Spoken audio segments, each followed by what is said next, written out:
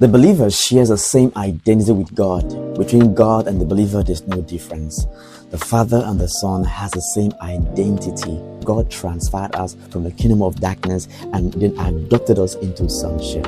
And this is the placement of the believer in Christ, that we are sons. We are having same DNA, same identity with God. If God is righteous, that makes us righteous. If God is perfect, that makes us perfect. In Hebrews chapter 1, it says, throughout our history, God has spoken to our ancestors by the prophet in many different ways.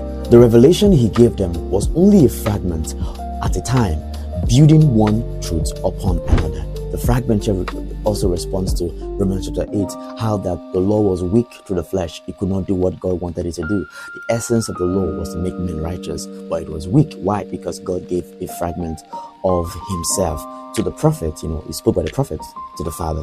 But to us living in these last days, God now speaks to us openly in the language of Son.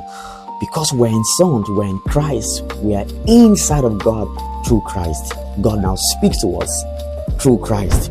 Now, he went further to explain who the Son is, the identity of the Son. Don't forget that we have been made one with God, same identity with God, the placement of God. And then it says in verse 2 that the Son is the dazzling radiance, God's splendor, the exact expression of God's true nature.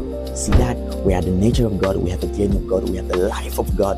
This is the way life is within us. It lives inside of us. We don't ask God for what has already been made. We have the life of God, and it is called the true nature. We have the true nature of God, and it's inside of us.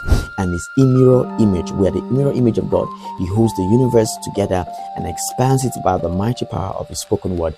He accomplished for us the complete cleansing of sins, and then took his seat on the highest throne, on the right hand of the Majesty high.